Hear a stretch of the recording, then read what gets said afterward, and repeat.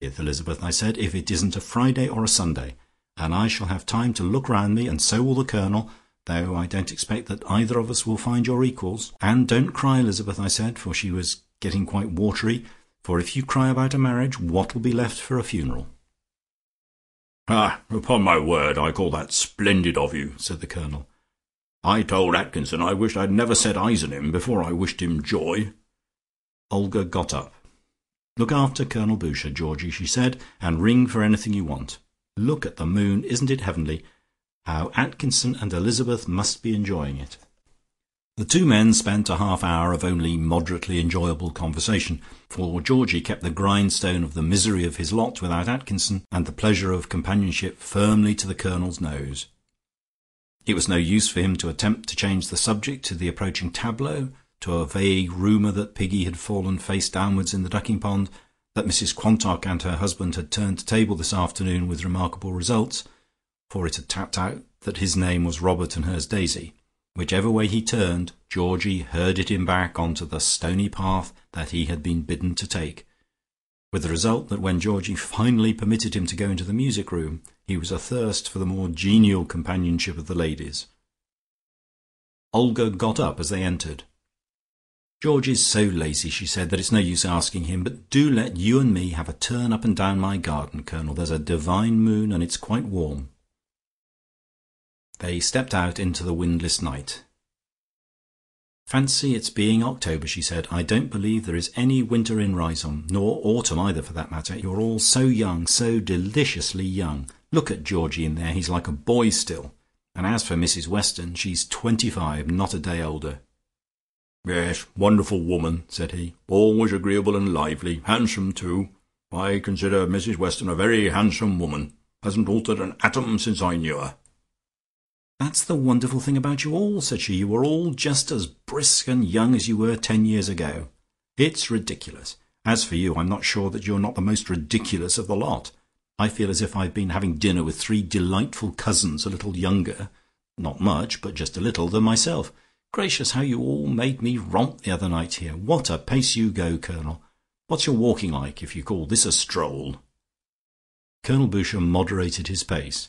He thought Olga had been walking so quickly. "I'm very sorry," he said. "Certainly Riseholme is a healthy, bracing place. Perhaps we do keep our youth pretty well. God bless me, but the days go by without one's noticing them. To think that I came here with Atkinson close on 10 years ago." This did very well for Olga. She swiftly switched off onto it. "It's quite horrid for you losing your servant," she said. "Servants do become friends, don't they? Especially to anyone living alone. Georgie and Foljambe now. But I shouldn't be a bit surprised if Foljambe had a mistress before very long." "No, really, I thought you were just chaffing him at dinner. Georgie marrying, is he? Ha!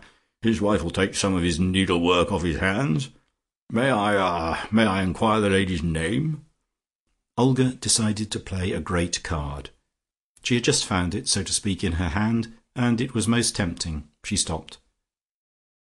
"But can't you guess?" she said. "Surely I'm not absolutely on the wrong track?" "Ah, Miss Antrobus," said he.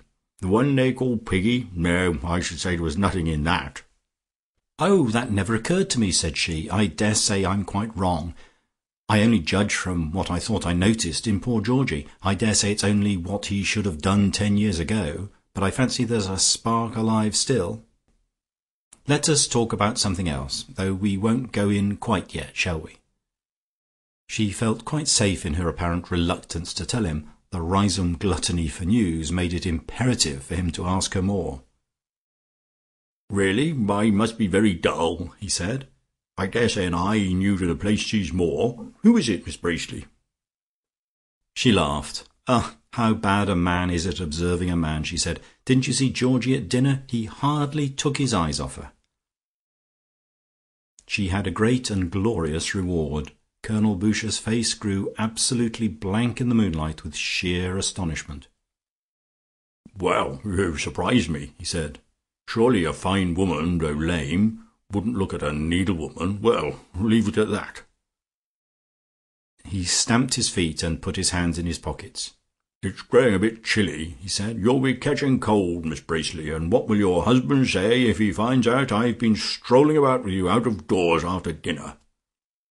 "Yes, we'll go in," she said. "It is chilly. How thoughtful you are for me." Georgie, little knowing the catspaw that had been made of him, found himself being detached from Mrs Weston by the Colonel, and this suited him very well, for presently Olga said she would sing, unless anybody minded, and called on him to accompany her. She stood just behind him, leaning over him sometimes with a hand on his shoulder, and sang 3 ruthless simple English songs, appropriate to the matter in hand. She sang "I attempt from love's sickness to fly," and "Sally in our alley," and "Come live with me." And sometimes, beneath the rustle of leaves turned over, she whispered to him, "Georgie, I'm cleverer than anybody ever was, and I shall die in the night," she said once. Again, more enigmatically, she said, "I've been a cad, but I'll tell you about it when they've gone. Stop behind." And then some whisky came in, and she insisted on the young people having some of that. Finally she saw them off at the door, and came running back to Georgie. "I've been a cad," she said, "because I hinted that you were in love with Mrs Weston. My dear, it was simply perfect. I believe it to have been the last straw. And if you don't forgive me, you needn't. Wasn't it clever? He simply couldn't stand that, for it came on the top of your being so young." "Well, really," said Georgie. "I know, and I must be a cad again. I'm going up to my bedroom. You may come too, if you like, because it commands a view of Church Road. I shouldn't sleep a wink unless I knew that he had gone in with her. It'll be precisely like Faust and Marguerite going into the house, and you and I are Mephistopheles and Martha. Come, quick." From the dark of the window they watched Mrs Weston's bath chair being pushed up the lit road. "It's the Colonel pushing it," whispered Olga, squeezing him into a corner of the window. "Look, there's Tommy Luton on the path. Now they've stopped at her gate. I can't bear the suspense. Oh, Georgie, they've gone in. And Atkinson will stop, and so will Elizabeth. And you've promised to lend them Foljambe. Which house will they live at, do you think? Aren't you happy?" End of chapter.